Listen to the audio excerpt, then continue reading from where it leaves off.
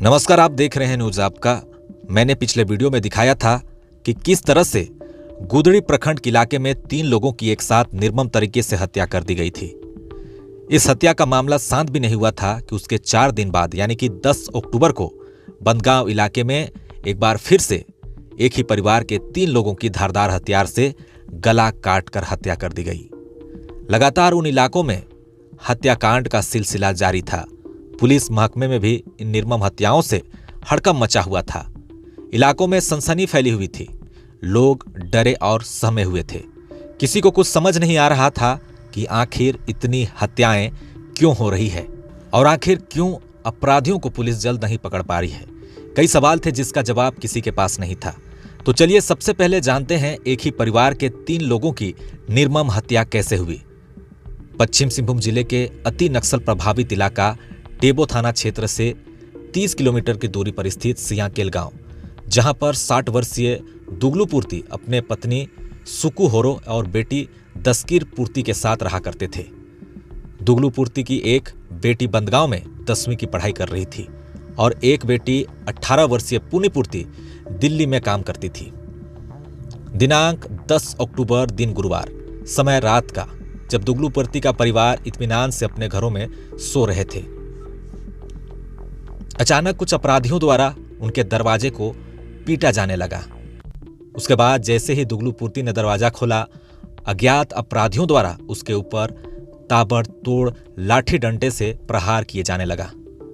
जान बचाने को लेकर जब उसने जोर जोर से आवाज लगाई तो उसकी पत्नी और बेटी भी घर से बाहर निकली। उसके बाद अपराधियों ने उनके ऊपर भी हमला शुरू कर दिया और तीनों को लाठी डंडों से पिटाई करने लगे। अपराधियों ने जान से मारने की योजना पहले ही बनाई थी, इसलिए हाथों में धारदार हथियार भी साथ लेकर आए थे और उन्होंने तीनों के गले को काटकर हत्या कर दी। इसके बाद हत्यारों ने साक्ष्य छुपाने के लिए तीनों के शव को दूर जंगल के चूरिंगकोचा पहाड़ी स्थित घने जंगल में ले जाकर फेंक दिया। तीनों के शव को बड़ी बेरहमी के साथ छत विछत कर दिया गया था। इस हत्याकांड के 2 दिन बाद यानी कि 13 अक्टूबर को जंगल से लकड़ी लाने गए कुछ लोगों द्वारा शव को देखा गया। तीनों के शव में एक भी कपड़ा नहीं था। तीनों के शव नग्न अवस्था में जंगलों में पड़े हुए थे। सभी के गले को धारदार हथियार से काटा गया था। सर को पत्थरों से कुचला गया था। जैसे ही उनके शव पर ग्रामीणों की नजर गई, इलाके में फिर से सनसनी फैल गई। पुलिस को सूचना मिलने के बाद जंगलों से पुलिस ने तीनों के शव को बरामद कर लिया।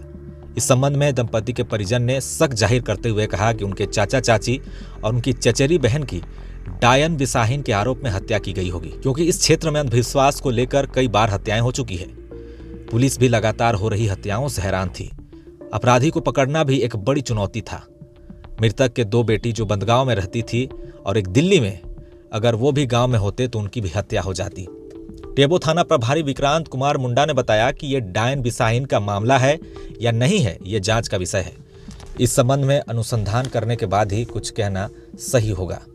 लगातार हो रही हत्याओं और अपराधी के नहीं पकड़े जाने से पूरा इलाके का माहौल गर्म हो रहा था। चारों तरफ डर का माहौल और खौफ के साए में लोग जी रहे थे। ग्रामीणों में अपराधियों के प्रति गुस्सा भी फूटने लगे थे।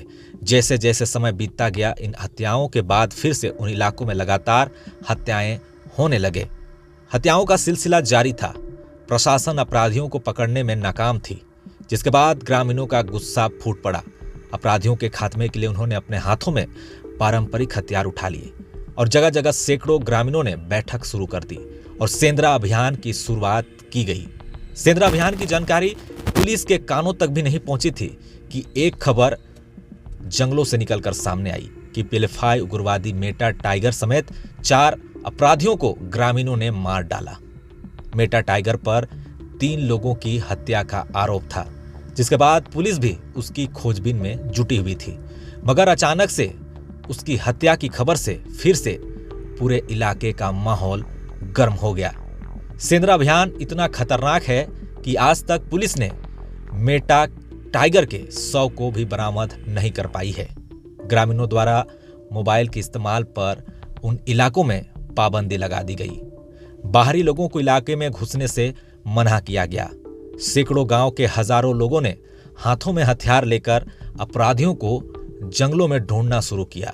पुलिस भी गांव के बॉर्डर इलाके में नजर बनाकर रखी, मगर जितने भी अपराधियों की हत्या का जिक्र खबर बनकर सुर्खियां बनी, किसी का शव को पुलिस बरामद नहीं कर पाई है। इसी बीच गोलकेरा से एक खबर निकलकर सामने आई कि ओडिशा राज्य के मयूरभंज के रहने वाले 2 मुस्लिम युवक बेड़ा हुंदरू गांव से लापता हो गए। आज लगभग 6 दिन पूरे हो गए हैं, लेकिन उनका कोई भी सुराग नहीं मिल पाया है। अगले वीडियो में बताऊंगा कि आखिर वे युवक कैसे लापता हुए, क्यों पुलिस आज तक उनको ढूंढने में नाकाम रही।